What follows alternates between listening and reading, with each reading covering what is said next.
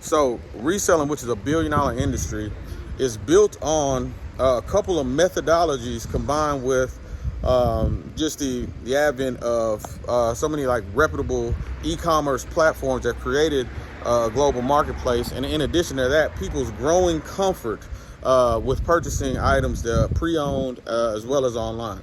So a key principle that fuels reselling is this: when possession of an item changes, the value fluctuates. So let me give you an example, right? Let's say that I am a golf fanatic, who grew up playing the game of golf, played on a high level competitively, love golf, and have collected classic golf clubs from other players, have collected artifacts from some of the most exclusive country clubs, have collected golf bags and items that some of the most legendary players have owned. That collection that I have amassed over my lifetime has a certain value. That collection, I may have a collection of golf things that are worth $50,000, right? But if I'm 80 years old and my son who hates golf, and I live in Texas, he lives in New York, and he's a guitar player who is in a grunge band, and he doesn't even despises golf. If I'm no longer here and he's my inheritance, and now he receives this golf collection that I have, well, the value just fluctuated, because no longer is that $50,000 of golf items and collectibles in possession of someone who values them. They're now in possession of somebody who it actually is an inconvenience to, right? Because my son lives in New York, so there's this golf collection that is across the country that really means little to nothing to him, that has now went from being a prized possession to me to a burden for him. So because of this, the $50,000 that it was worth has now fluctuated in value because it changed possession. You see, pay attention, I'm giving you game right now. So when that possession changes, right, that collection became a burden. There's two things that almost all Americans will be faced with an inconvenient need of, and that is time and space. I tell you, I used to live in a condo downtown, and then when it was time for me to move, and I had great furniture, I had items, artifacts, but by the end of the second day moving, forget sale, I would have paid you to come pick it up and just take it. That's what the burden, the time crunch of moving, of having to relocate does sometimes. So that value fluctuated, right? So that's what allows an enterprising reseller to be able to come in and see these items at an estate sale, see these items, at a thrift store connected to a ministry that contributes their sales to some type of social good cause. That's how things wind up there.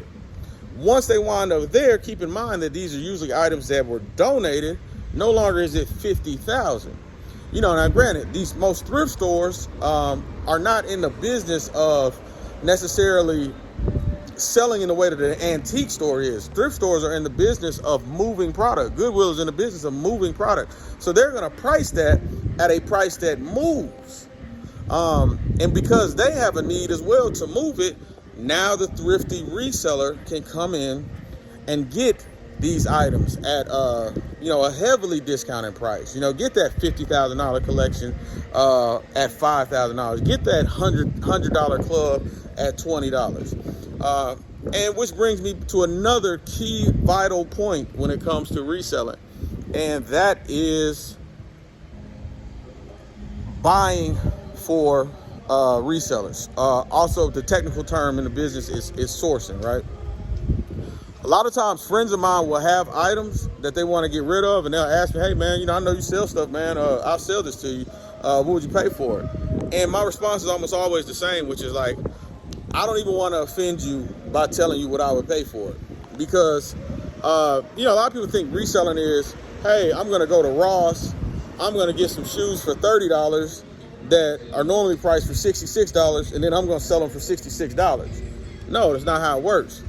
So the whole reason that people are buying from resellers is they're looking for good deals. If they wanted to pay the $66, they would have went to the store and bought it. So as a reseller, you sell good deals. I sell good deals, right? So if I sell good deals, then I cannot buy good deals, because at that point there will be no profit, right? So I can't buy good deals. A good deal doesn't mean anything to me. Like I sell good deals. No, I need to buy the product at a price so low, it could be considered stealing almost. I need to buy items at a price so low that I can sell to somebody for 50, 60% off of the retail price and still make a 32 to 100% profit. So that's why I need the $100 phone for $12. That's why I need the, $250 printer for $26, because I'm going to be selling it for $100. So that's the methodology and the philosophy behind the resale industry. That's why it works. The changing of possession is constantly affecting the value, which is allowing resellers to come in and purchase things. Then you also have other factors. I won't go too into it because I don't want to be here, make this video too much longer. But you have new industries like the reverse liquidation industry, the industry of returned items. That's actually $1 trillion industry.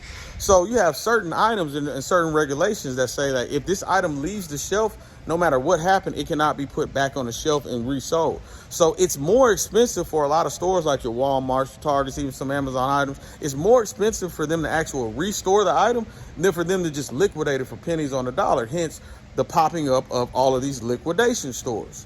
But you do have to be careful with that, because some of those items selling on certain platforms can get you into issues. But we'll dive deeper into that on this journey. For now, I just wanted to start you with the philosophy, the methodology, the why behind reselling, why it's an exploding industry and so much opportunities in it. Ball is life.